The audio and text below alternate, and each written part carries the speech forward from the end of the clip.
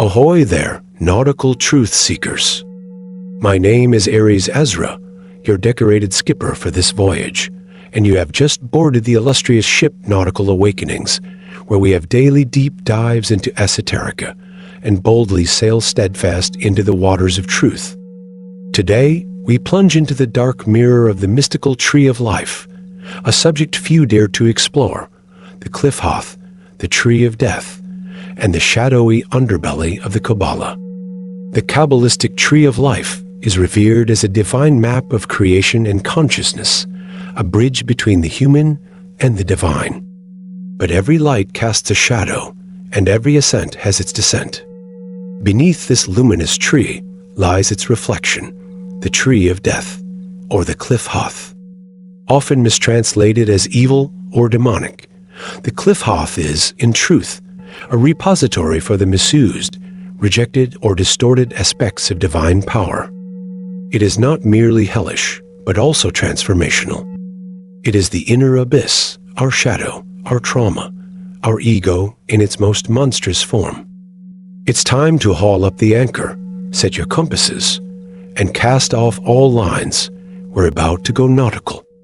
Qliphoth, or Qliphoth, means shells or husks in Hebrew.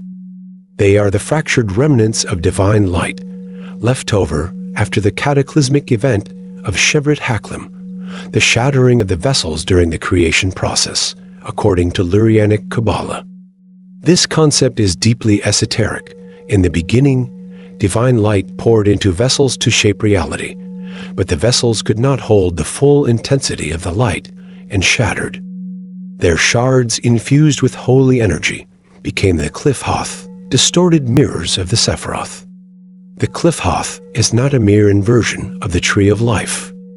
It is a process, a descent into our basest instincts and unconscious patterns, not to be destroyed, but integrated.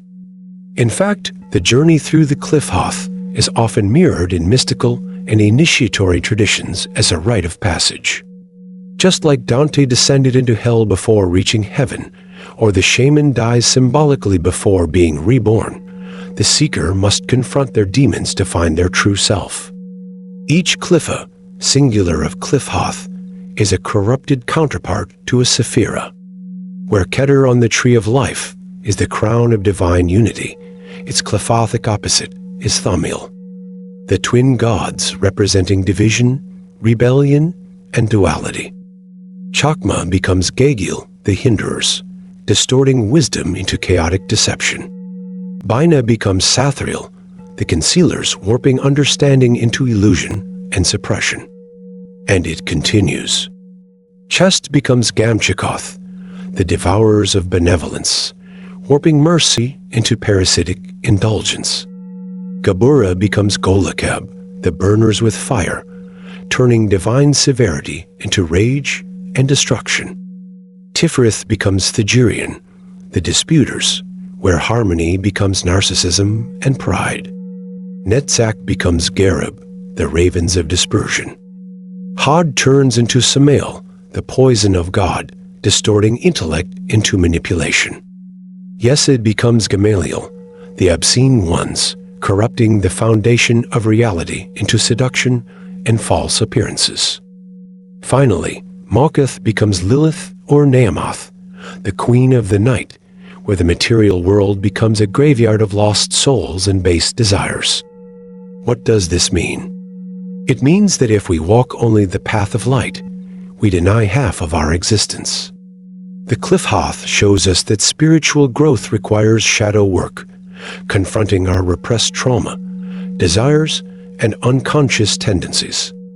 The Qliphoth is the underworld of the psyche. It's where shame, rage, lust, fear, and grief dwell, not to torment us, but to teach us. When left unchecked, they grow monstrous. When faced with courage and humility, they become power. Take the teachings of Carl Jung. One does not become enlightened by imagining figures of light, but by making the darkness conscious. This is the essence of Qliphothic initiation. The demons we fear are often the broken pieces of our soul crying out to be reintegrated. Many paths into the Qliphoth can be seductive. The promise of forbidden power, sexual energy, or arcane secrets can lure the ego into delusion. Those who attempt to master the Qliphoth for selfish gain may find themselves consumed by the very forces they try to command. The Qliphoth is not evil, but it is dangerous. It reflects what is already within you. It is a mirror of your soul. Will you confront it, or will it devour you? In mystical traditions like Hermetic Kabbalah, Thelema, and left-hand path systems, the Qliphoth is acknowledged not as a realm to be feared, but as a necessary stage in ascension. The adept must descend through these dark spheres, guided by discipline, sacred intent, and self-knowledge, to rise again with greater strength and awareness. This descent and return mirrors the archetypal hero's journey, the death and resurrection of the self. Before we venture deeper into these mysterious and murky waters, I want to give a shout-out to our lieutenant sponsor of this journey, Dubby Energy. If you're looking for an energy drink without the crash, the jitters, or the poison found in other brands, Dubby is the elixir that always has your six. Made with clean ingredients and a clarity-enhancing formula, it'll keep your energy in alignment. Check the link in the description and be sure to use my code Aries1147 for 10% off your order. Thank you to Dubby and all my subscribers for keeping this channel afloat. Now, back to the depths. Some occult traditions believe the Qliphoth is a ladder in reverse, a descent into hellish realms not for punishment, but purification. These aren't levels of evil, but densities of unconsciousness. Each layer strips away more illusion, more identity, more ego, until nothing remains but raw essence. In this model, Thaumiel, the highest Qlipha, isn't just a realm of separation, but the final illusion of duality before the annihilation of form. This aligns with teachings in the East as well. In Buddhism, the concept of Mara the Tempter, the illusion, is not evil, but a force that tests your resolve on the path to enlightenment. In Hinduism, the goddess Kali appears terrifying, adorned with skulls and blood, but she represents the destruction of ego and rebirth. The Qliphoth is no different. A cosmic test to see if you can confront your inner darkness without being swallowed by it. The Qliphoth also appears in Gnostic and early Christian mystical texts, symbolized as the archons, parasitic forces that feed on human ignorance and fear, keeping souls trapped in material illusion. When we speak of shadow governments, corrupt systems, and matrix-like illusions, we are speaking of Qliphothic manifestations on the macro scale. Here's the esoteric key, just as the Sephiroth can lead us upward into unity with the divine. The Qliphoth can also lead us, if properly navigated, into a form of enlightened awareness, even purer than blind righteousness. The dark path doesn't cancel the light, it completes it. In alchemy, this is the nigredo, the blackening phase, the necessary death before rebirth.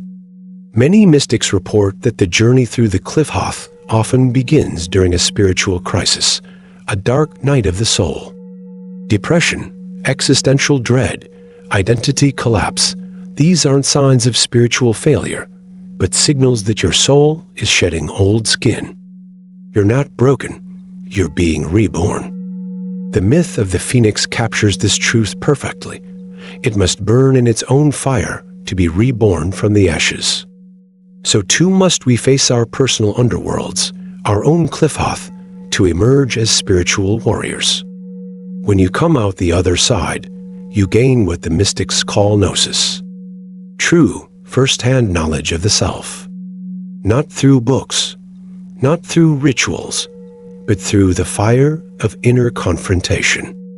The Qliphoth may appear demonic, but often these demons are masks worn by the divine, daring us to look past appearances, past fear, and into truth.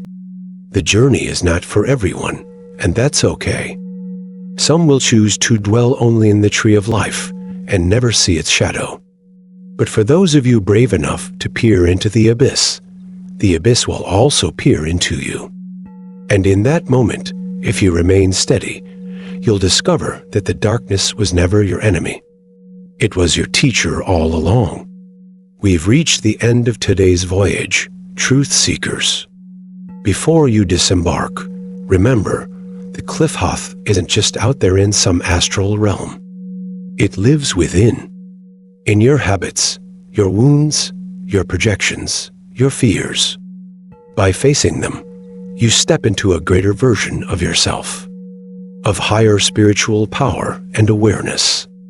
If this video resonated with you, be sure to drop anchor in the comments. Give the video a like and share it with someone ready to face their own shadow. If you haven't already, subscribe to Nautical Awakenings and ring the ship's bell. We sail deep into truth daily, like no other ship on the 7 seas. Don't miss out on the next grand expedition. Because here on Nautical Awakenings, we don't just search for truth, we become it. This is Captain Aries Ezra, signing off from the bridge aboard Nautical Awakenings. Take care, my spiritual shipmates. Peace and love to you all.